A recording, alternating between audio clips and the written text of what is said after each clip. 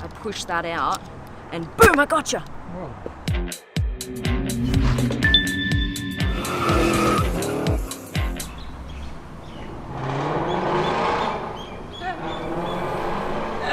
I thought that was the Aston. Look what's coming. My little sis at the wheel. Oh my god, this is nice! Hey, this is my car. Oh. Don't touch Tessa. This is my little sister Kate, everyone. Oh. She's like, no, I'm gonna drive it. Yeah. Not you. What's up, guys? Welcome to the Supercar Blondie channel. We have this, the first ever Aston Martin SUV to show you.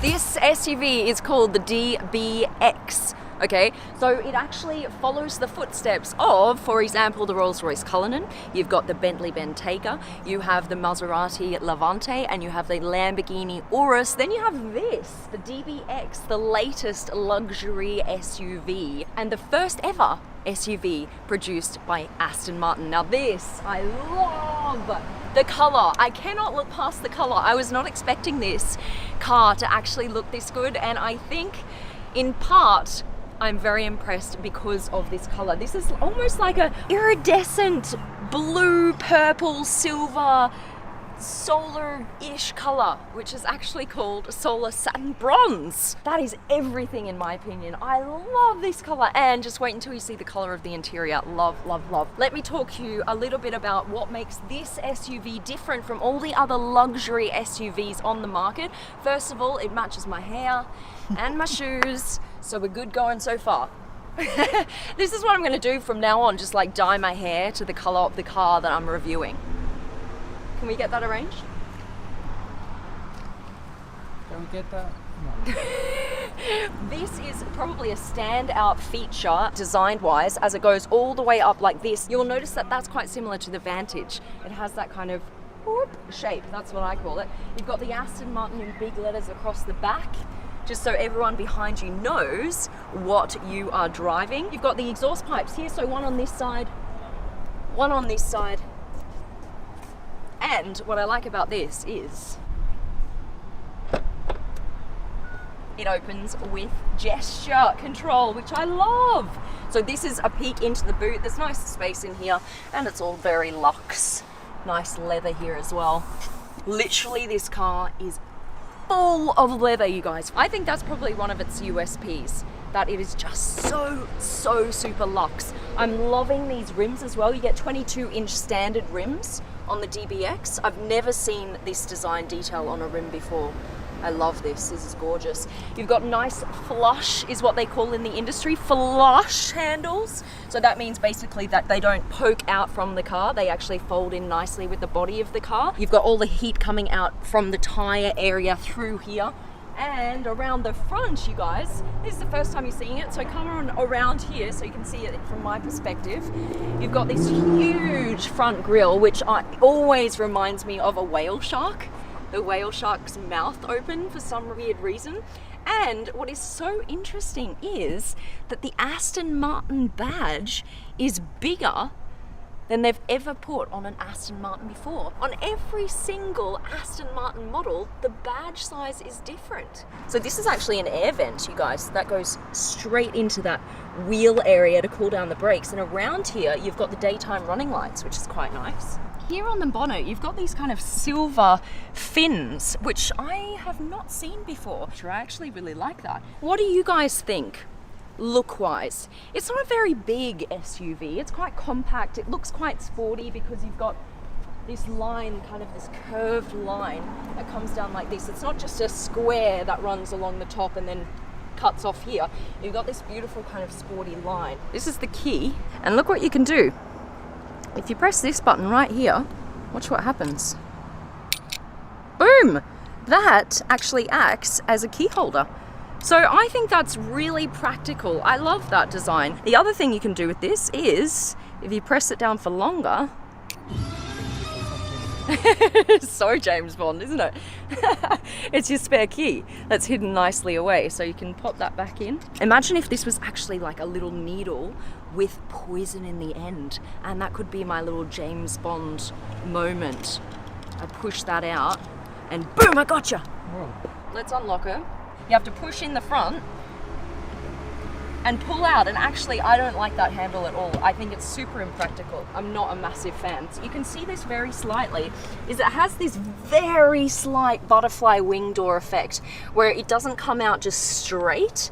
It actually comes out with a bit of an incline, and that is on all Aston Martins. They actually curve upwards just slightly, and that is so that you don't kind of hit it on any kind of concrete barriers that you may have parked next to or whatever. So look how much of the door panel actually comes out when you open it.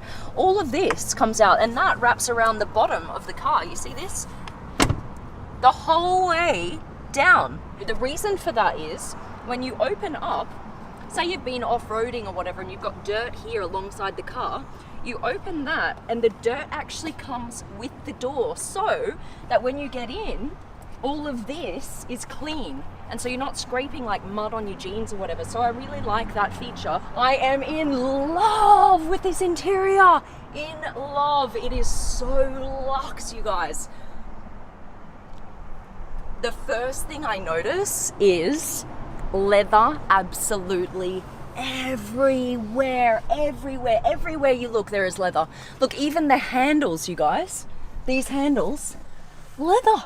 Instead of something like metal or plastic, you've got leather handles. Literally everywhere you look, you have leather, and that is what I love. Every time I get into an Aston Martin, it feels so luxe, you guys. I love this material here. It's like woven bronze.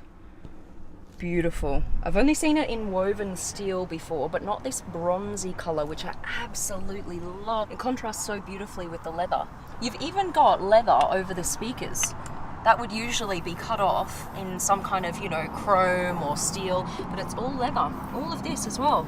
You've got the nice little Aston Martin DBX sign as you step in. This key slots in here, but it doesn't really slot. They've made a key holder, but the key doesn't fit properly. What I would love is if they did the same thing as you have on the Vanquish, for example. You actually slot the key into the start-stop area. There's like a little slot there, and then you push to start the car. That would have been cool, I reckon. Here.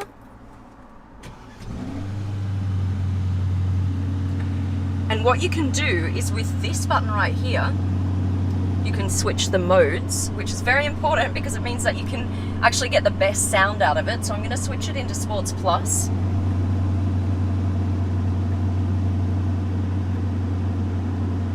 Sports Plus. And now let's hear whether it sounds like an Aston Martin should.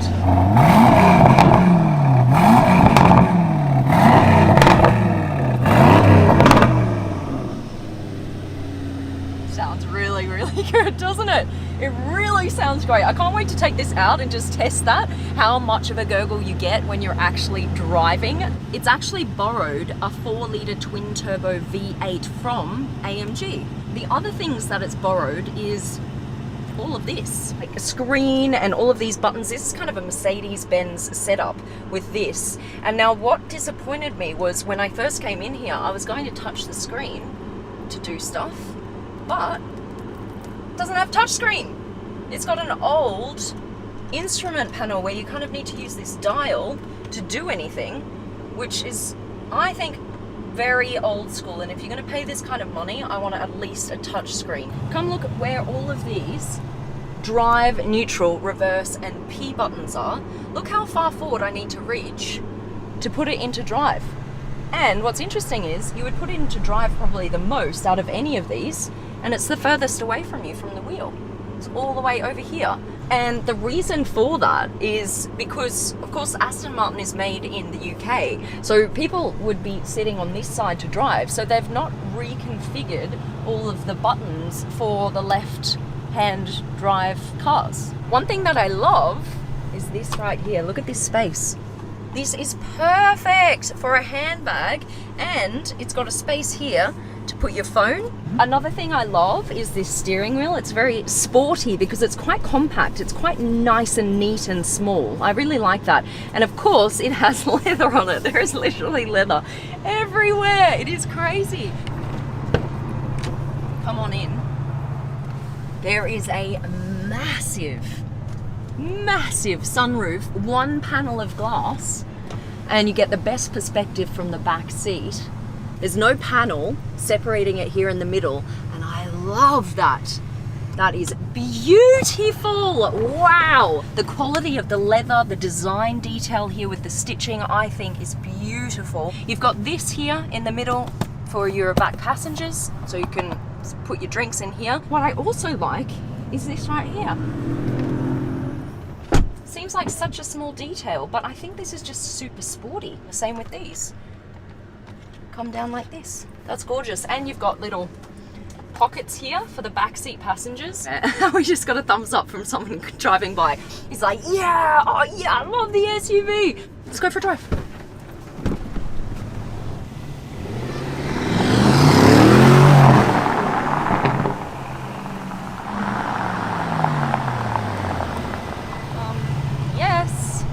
That is zippy.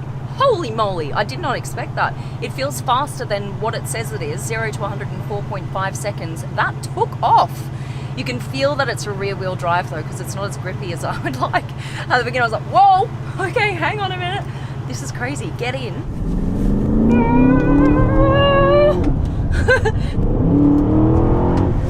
There is a slight lag, but really it's very minimal. I'm actually quite impressed. And you hear how it stays in the high revs for quite some time. I actually really like this drive. I'm enjoying this a lot. It produces 540 horsepower, not as much as the Lamborghini Urus, actually more than 100 horsepower less, but it is also less expensive. I'm just not sure about the look on the exterior. What I love about this car is how beautiful the interior is. You are literally in the lap of luxury. But on the exterior, I just don't think it shouts enough. Like, this is the world's first SUV from Aston Martin. Look at me. I don't get that vibe from it. It's a little bit more understated, which is fine. Actually, that's probably what they're going for. What's cool is if you press the home button here and you go to your options, look at what car is displayed. That's the DB5, you guys. It's not the DBX. And that's kind of a nod to Aston Martin's history. James Bond. Alright guys, I hope you liked the vid. Please subscribe to the channel. We've just hit 5 million subscribers. That has blown my mind. You guys rock. You mean the world to me. Honestly, you really do. Thank you so much for watching. And join the fam if you haven't yet. Hit the subscribe button. And if you have subscribed, hit the notifications button. You do not want to be the last to see one of these incredible cars that I'm reviewing. All right, guys, I think I'm out. I'm gonna go have a bit of fun with this car. Love you. Bye.